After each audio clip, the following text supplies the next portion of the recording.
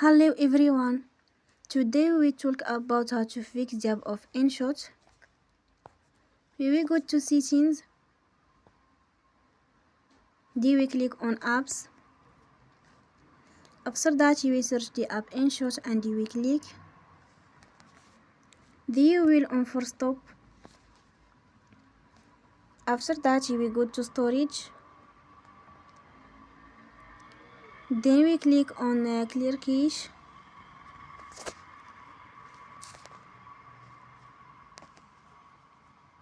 In the end, you will turn off your Wi-Fi